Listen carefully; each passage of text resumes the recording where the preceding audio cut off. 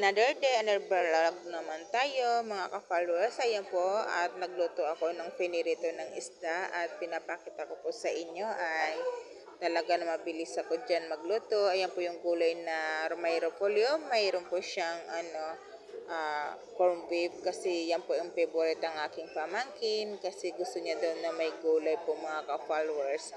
So sama niyo po ako magluto dyan. Ayan po, titikman natin kung okay na po yan ng luto ko dyan. Kasi medyo po naparami ako ng tubig dyan at kulang pa ng asin at lalagyan ko po yan ng asin po yan ng konti. Ayan po, lalagyan ko po yan ng asin para medyo magkalasa po mga ka-follower. Kasi wala siyang kalasa-lasa kaya kulang po yan ng asin. So, sama niyo po ako dyan ng mikos-mikos dyan. Kasi po kung lalasain ko na kung mayroon siyang lasa pa.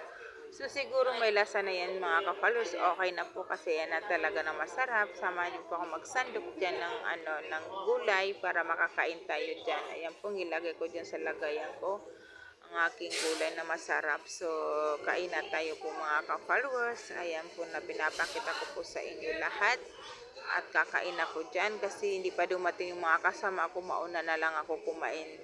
Kasi po pagdating nila po dyan ay maingay mga bata po. Kaya ako pa lang po mauna na kumain at kain na tayo dyan. At pinapakita ko po yung pagkain ko po ay okay na po yung gulay ng aking ulam. So yan po, kamatis po yan mga ka-followers.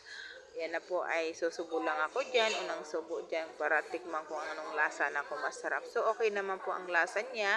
At kumain ako dyan talaga kasi para ako'y gutom na talaga kasi galing pa ako ng tindahan. So nagluto ako dyan na agad kasi walang magluluto na sa bahay pero may kasama na lang ako sa bahay pero hindi sila nagluluto at hindi sila marunong magluto.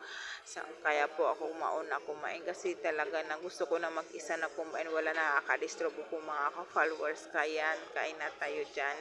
So, kung sino po nanonood sa akin, maraming salamat po sa inyo. Paki-share and follow po kayo sa akin at mag-iwan po kayo dyan ng bakas. At titingnan ko din po yung mga bahay mo dyan. Pasyalan ko po yun mga followers. So, paano yan po mga ka-followers. At hanggang dito nga aking pag-vlog. At maraming salamat po sa inyo lahat sa suporta ninyo.